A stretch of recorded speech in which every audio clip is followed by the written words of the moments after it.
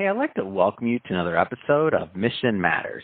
My name is Adam Torres, and if you'd like to apply to be a guest on the show, just head on over to missionmatters.com and click on Become a Guest to Apply. All right, so today I have Margot Crawford on the line, and she's founder and chair of Business Sherpa Group. Margot, welcome to the show. Thanks for having me, Adam. All right, Margot, so excited to have you on the show today and to get more into your background and also the great work being done over at Business Sherpa Group. But before we get into that, we'll start this episode the way that we start them all with our Mission Matters Minute. So, Margot, we at Mission Matters, we amplify stories for entrepreneurs, executives, and experts. That's our mission. Margot, what mission matters to you? Well, my mission, Adam, in starting this company at Business Sherpa Group was very, very clear. It's around how to help small and mid-sized businesses not just, survive, but thrive and optimize who they are or who they can be by supporting them and getting in, being their guide, and doing some of the work for them to help sort of lighten their load. That's awesome. Love bringing mission-based entrepreneurs and executives and experts on the line to share, why they do what they do, how they're doing it, and really what we can all learn and gain from their journey so that we get to grow together. So, again, great having you on. I guess just to get us kicked off, Margot, where did this begin for you, the whole idea of, entrepreneurship and wanting to be an entrepreneur, or, how did all that happen for you? Well, it's an interesting story. A little bit by accident. I would say I've always had a deep curiosity about business. My corporate career started in human resources in a lot of different enterprises and so on. But, I was always very curious about how does the actual business machine work. I didn't go back to school while I was working. I did my MBA just to kind of get some additional education around that. And I had an opportunity early 2000 with two engineers to form a technology business. So found a technology business, and I just jumped. I jumped from the most secure job in the world, and it was a no-brainer. I quit it. Like someone approached me on a Saturday, I quit it on a Monday, and I'm in. And so I don't know what was going on there, other than I felt like I was on this path of wanting to sort of really dive into business, and the opportunity to form something, establish it, build it, and grow it. It was just sort of scratching a really big itch, and I just didn't see any. In my mind, I didn't see any risk to that at all. Partly because I thought I'm pursuing something I'm pretty passionate about. And so I continued with that company. It was back in 2000 as a telecommunications technology startup, and operated. And I was one of the founders, and I stayed with it right through 8 years, and we sold it in 2008. So that period in time in technology was really tough. From 2000 to 2008, we were there started just before the bust. And went through recessions and all sorts of things. But really that experience of, being a small company, having to punch above our weight, be really smart about resourcing, and was really what led me to form Business Sherpa Group. So 2008, we sold the company, and I decided, I don't fit in a big corporate setting. I love the idea of smaller businesses. I want to repeat what I'm doing, and how can I repeat it at scale and do it with a lot of different types of companies. So that's sort of where it came from, and the idea that there's this really important employer, businesses that need to perform well. We had to do it in the technology company, and I just loved the experience, and I just wanted to dive fully back into that, and that's what led me to Business Sherpa Group. So, and I don't know if you want me to go into what Business Sherpa. I already have. Please, my synapses, they're firing like you won't believe right now. Okay. I'm over here. I'm going crazy. It's so interesting to me because I remember when I took the entrepreneur route and I left a very stable job and, a career I've been in for almost 14 years. And I was in finance and I had, a good solid book of business, and I wasn't exactly doing terrible, and I was comfortable. And I know that when I kind of decided to go that entrepreneur route, Like people thought, so I want to stay maybe in the earlier part of the journey a little longer, if you don't mind. I just sure. know that people, the people around me didn't always understand that, or understand, as you described, that itch or whatever that thing is that makes you want to go out and do it.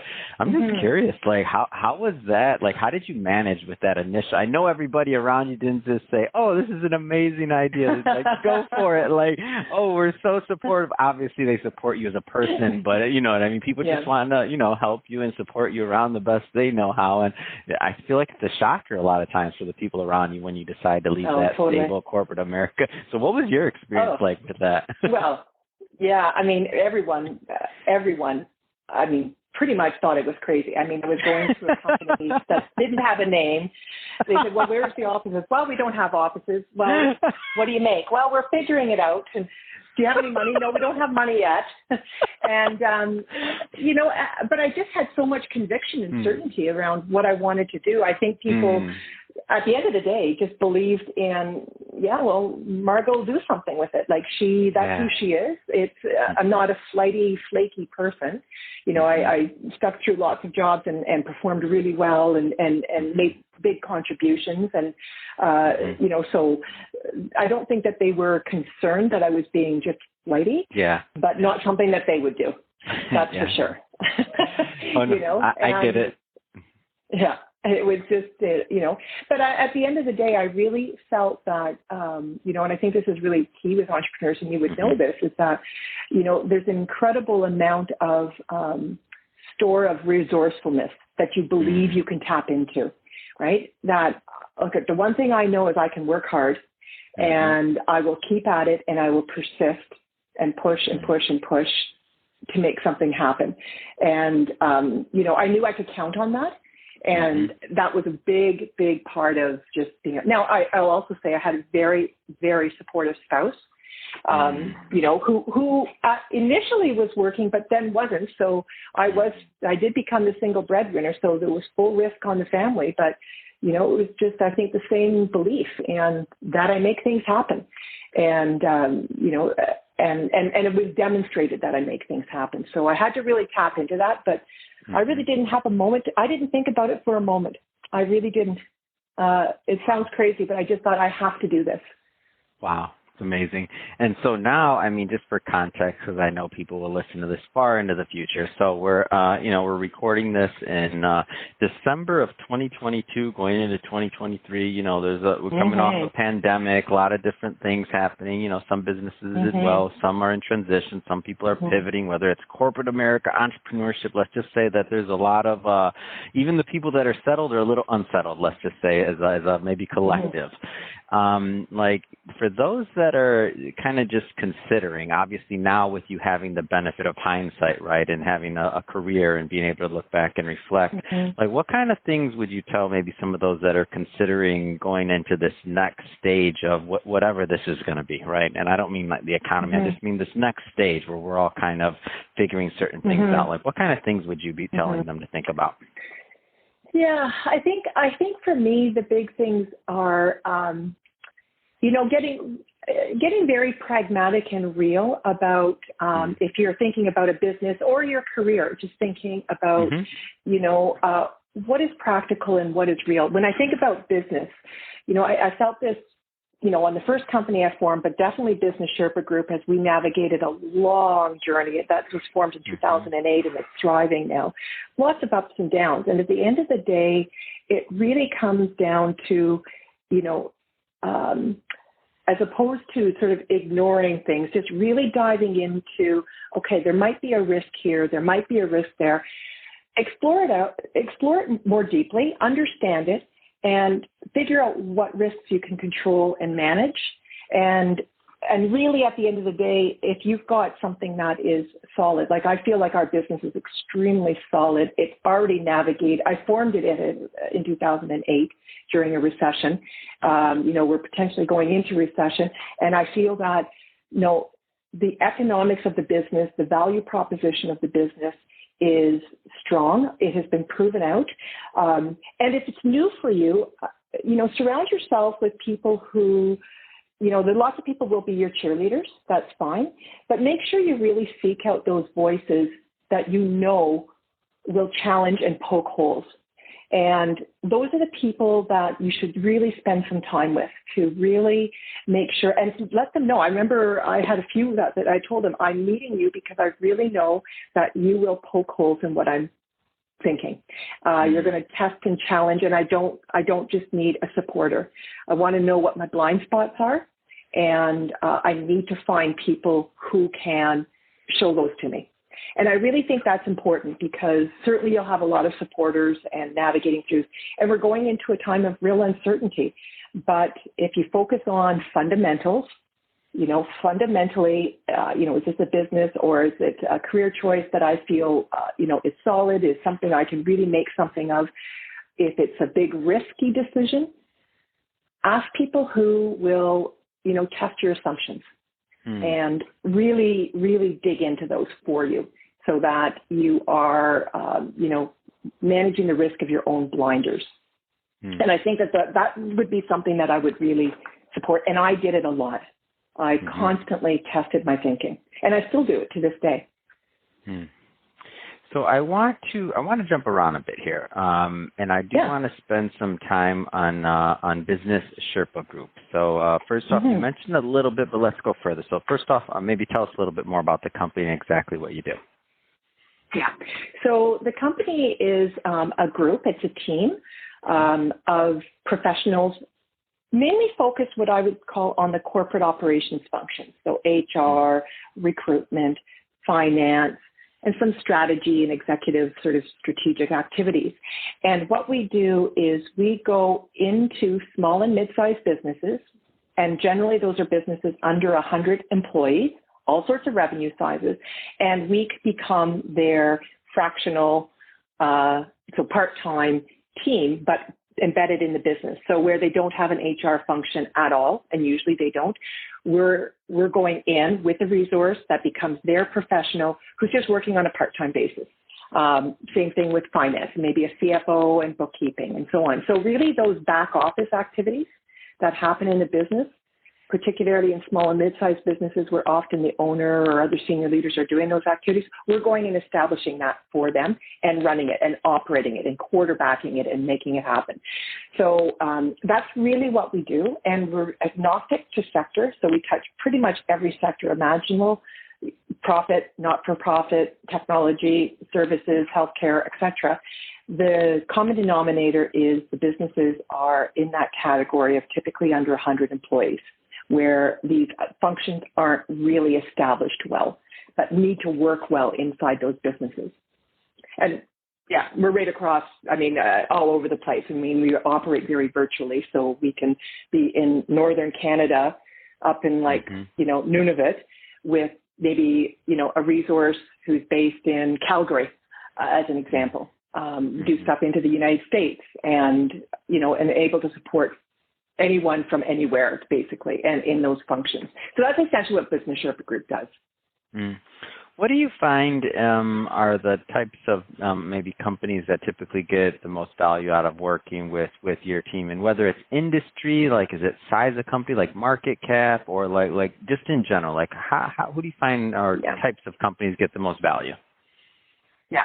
So I would say the companies that get most value it's not so much market cap or industries, although some industries by nature are not, like oil and gas are very large enterprises. You don't get small businesses there, for example.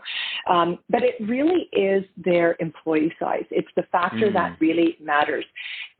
When you think about stats, in Canada for sure, the percentage of employers who are under 100 employees is about 99% in private. In the U.S., that's even higher. And when you go down to about 50 employees, it's about 95%.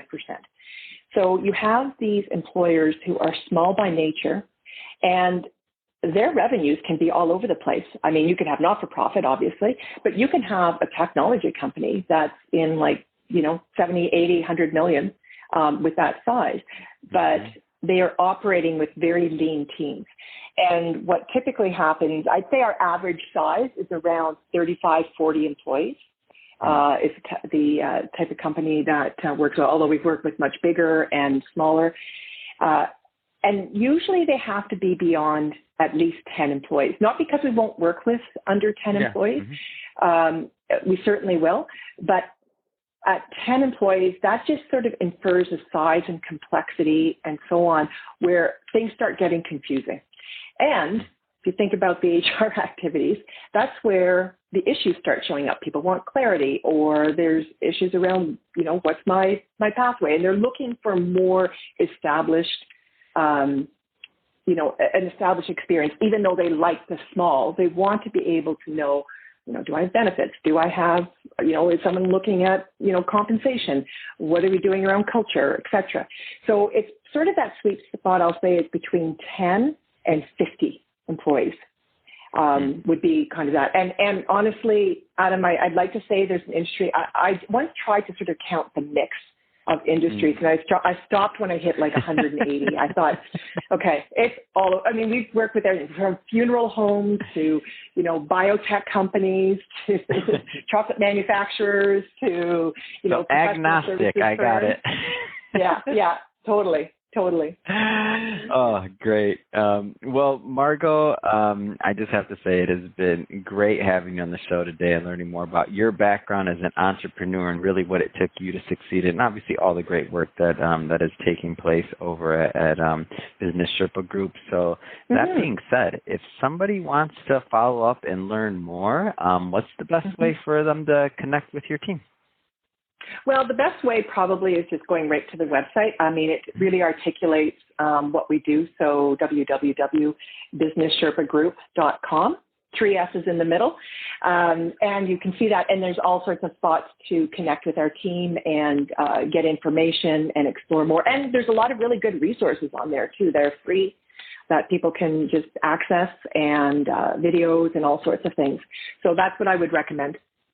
Ah, wonderful. And we'll put we'll put the links and all that good stuff in the show notes so that our audience can just click on the links and head right on over. And speaking of the audience, if this is your first time with Mission Matters or engaging with the Mission Matters episode, we're all about bringing on business owners, entrepreneurs, and executives. We want to hear their story. We want to hear that journey. We want to see what we can all take away from that so we learn and grow together.